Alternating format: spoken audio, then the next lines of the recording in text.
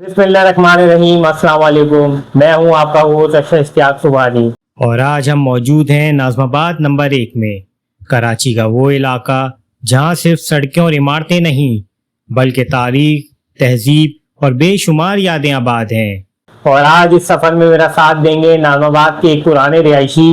और रिहायशी के साथ साथ वो एक अदीब भी हैं, कॉलम निगार भी हैं और शायर भी हैं। तो आइए सबसे पहले मैं आपसे उनसे मुलाकात कराता हूँ। आज मेरे साथ मौजूद हैं अहमद मिनाज साहब। अहमद मिनाज साहब की 2 किताबें मंजर आम पर आ चुकी हैं, जिनमें एक शेरी मजमुआ और एक नॉवेल शामिल है। आज हम मिलकर जानने की कोशिश करेंगे कि आखिर नाज़माबाद नंबर 1 को इतना खास क्या बनाता है। मिनाज भाई, आप कब से नाज़माबाद में रह रहे हैं? सर, मेरी तो पैदाइश ही समझे आप समझ लें नाज़माबाद की है, और ओवर तकरीबन 50 साल मुझे हो चुके हैं नाज़माबाद। तो मिनाज भाई, आपने नाज़माबाद को बहुत करीब से देखा है और आपकी रिहाइश ब्लॉक 1 में रही है। बिल्कुल। लेकिन नाज़माबाद के हवाले से कोई आपकी मेमोरीज हो, कुछ ऐसी शख्सियात के बारे में आप जानते हो तो बताइए हमारे देखने वालों को भी। अच्छा देखें, थोड़ा सा अगर हम नाज़माबाद पुरानी तारीख को लें, यानी अगर हम थोड़ा सा 35-40 साल पीछे चले जाए नाज़माबाद में, अब ईदगाह मैदान से आप इस तरफ अगर आते हैं तो शायद जो हमारे पुराने यहाँ के नाज़माबाद के रिहायशी लोग हैं, जो यहाँ पुराने रहने वाले हैं, एक टेलीग्राफ ऑफिस हुआ करता था नाज़माबाद, और वहाँ पे बाकायदा जाके उस जमाने में अमेरिका के लिए कॉल बुक कराई जाती थी, और कॉल बुक करा के हम ऐसे ही इंतजार करते थे बैठ के कि हमारा नंबर आएगा कॉल के लिए। आप जब टेलीग्राफ ऑफिस से 2 गली आगे आएंगे तो जो हमारे पुराने यहाँ के रिहायशी लोग हैं उनको शायद याद होगा, वहाँ पे एक ईरानी होटल हुआ करता था, और ईरानी होटल से थोड़ा सा आप आगे आएंगे तो पॉलिटेक्निक इंस्टीट्यूट हुआ करता था, जो अब खत्म हो चुका है, और उससे आगे आएंगे तो पहलवान घी होता था बड़ा मशहूर, और वो अभी भी नाज़माबाद में कायम है पहलवान घी की दुकान। तकरीबन 50-60 साल से वो वहाँ बैठे हुए हैं। अब हम अजीजिया मस्जिद वाली रोड पर दाखिल हो रहे हैं, और दाखिल होते ही दाएं हाथ पर आप देख सकते हैं सागर भाई का मशहूर अखबार स्टॉल। गुज़िश्ता तकरीबन 45 बरसों से सागर भाई इसी जगह पर अखबारात और रसाइल फरोख्त कर रहे हैं। शायद ही नाज़माबाद में कोई ऐसा शख्स हो जो सागर भाई को ना जानता हो, क्योंकि ये सिर्फ अखबार बेचने वाले नहीं बल्कि इस इलाके की रोजमर्रा जिंदगी और यादों का एक मुस्तकिल हिस्सा बन चुके हैं।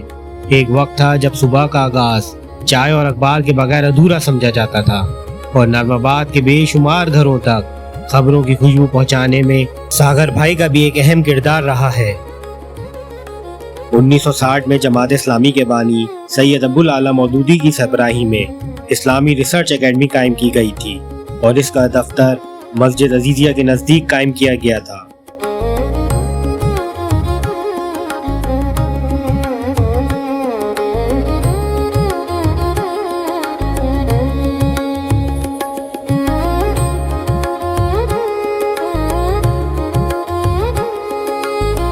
और अगर हम यहाँ पे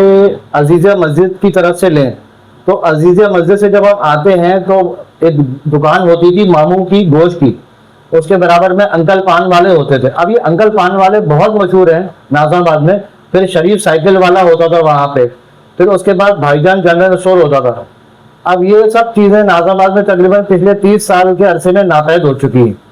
मगर ये पुरानी हमारी यादों में से हैं ये सब चीज़ें। उससे आगे आएंगे तो ज़ेब मेडिकल सेंटर हुआ करता था, और ज़ेब मेडिकल सेंटर की खास बात ये थी उस गली की कि उस गली में एक ज़हूर अहमद टीवी अदाकार रहा करते थे उस ज़माने में, जिन्होंने बड़ा मशहूर प्ले जो है ना वो किया था चंगेज़ खान का। और अभी जो हाल फिलहाल में ड्रामों में आते हैं शहूद अलवी, वो भी उसी गली में रह कर गए हैं नाज़माबाद में। तो ये सब पुरानी जो चीज़ें हैं नाज़माबाद की, तो आप ये समझ लें कि जो लोग यहाँ के रिहायशी हैं वो सब इन जगहों से, इन दुकानों से, इन लोगों से बखूबी वाकिफ होंगे। अब इनमें से बहुत सारे लोग, लाजमी सी बात है, आप मर खप गए हैं बेचारे, और कुछ जो लोग यहाँ से कूच कर चुके हैं,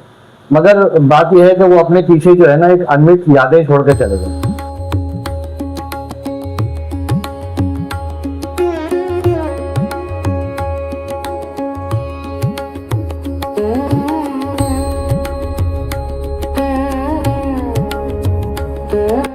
अभी हम नवाब सिद्दीक अली खां रोड से नाज़माबाद नंबर 1 में दाखिल हो रहे हैं, और सबसे पहले आता है उर्दू बाजार नाज़माबाद, जहाँ किताबों, कॉपियों और इल्म की एक पूरी दुनिया आबाद है। शायद ही नाज़माबाद का कोई ऐसा तालिब इल्म हो जिसने कभी अपनी तालीम के दौरान उर्दू बाजार का चक्कर न लगाया हो। یہ جگہ صرف ایک مارکیٹ نہیں بلکہ ہزاروں طالب علموں کی یادوں کا حصہ ہے، اور بہت کم لوگ جانتے ہیں کہ اسی اردو بازار کے قریب پاکستان کرکٹ کی تاریخ کے عظیم ترین ناموں میں شمار ہونے والے محمد برادران بھی رہائش پذیر رہے۔ حنیف محمد، صادق محمد، مشتاق محمد، وزیر محمد اور رئیس محمد کا گھر اسی سڑک پر کارنر پر واقع تھا، مور والی بلڈنگ اور راشد مناز اسکول کے قریب۔ اور اب ہم پہنچ چکے ہیں الحسن چوک، جو نالم آباد نمبر 1 کی ایک اہم پہچان سمجھا جاتا ہے۔ الحسن چوک اور اس سے ملحقہ علاقے پر مبنی ہمارا ایک مکمل تفصیلی ولاگ پہلے ہی ہمارے چینل پر موجود ہے، جس میں اس علاقے کی تاریخ، اہم مقامات اور پرانی یادوں کا تفصیلی ذکر کیا گیا ہے۔ اگر آپ نے وہ ویڈیو ابھی تک نہیں دیکھی تو اسے دیکھنا بالکل مت بھولیے گا۔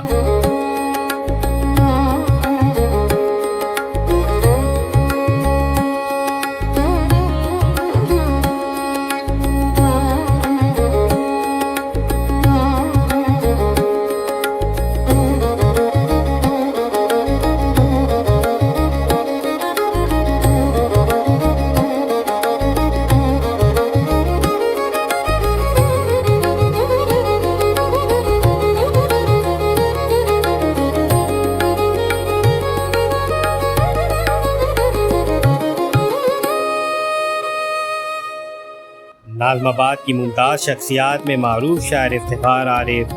ٹی وی کمپیئر قریش پور، کونسلر زاہدہ زیدی، ڈاکٹر محمد اویسی، ڈاکٹر ارشد ستار،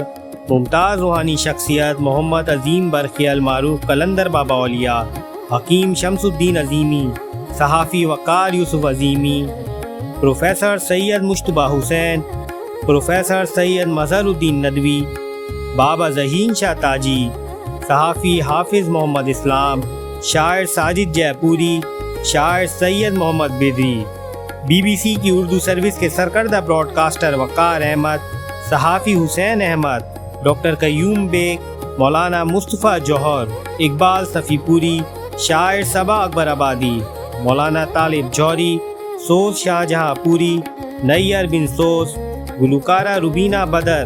ڈی ایس پی انوار Muhammad Khan, M Q M کے افضال انور، صوبائی وزیر دوست محمد فیضی، پولیس آفیسر سید انوار احمد، ممتاز شاعر رانا اکبر آبادی،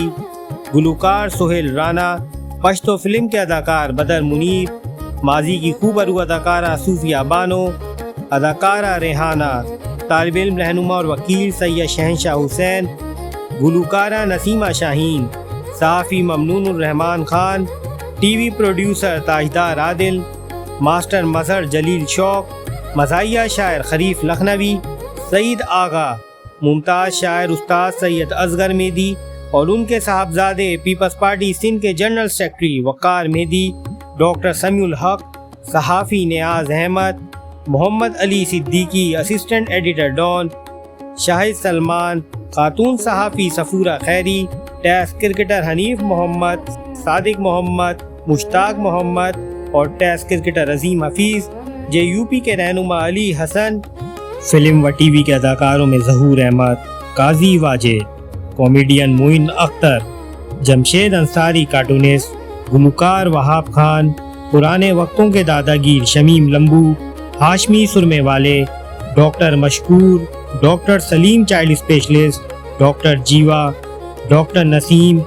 سلیم بھائی ریڈیو مکینک، ظفر بورا،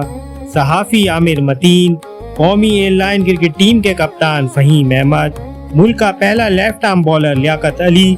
قومی ایئر لائن کے جنرل مینیجر عبداللہ خان مراد آبادی، پروفیسر عبدالحق باری اور ڈاکٹر معین الدین اور ان کے صاحبزادے ڈاکٹر ظہیر معین الدین، جنہوں نے ڈیفینس سوسائٹی میں سر سید میڈیکل کالج و اسپتال قائم کیا و دیگر شامل ہیں۔ نالم آباد کی ایک اور مشہور شخصیت سید سجاد حسین بخاری اٹبلے بھی نالم آباد نمبر 1 میں رہتے تھے۔ ان کے مکان کے گراؤنڈ فلور پر ایک عرصے تک ایم کیو ایم کا سیکٹر آفس قائم رہا۔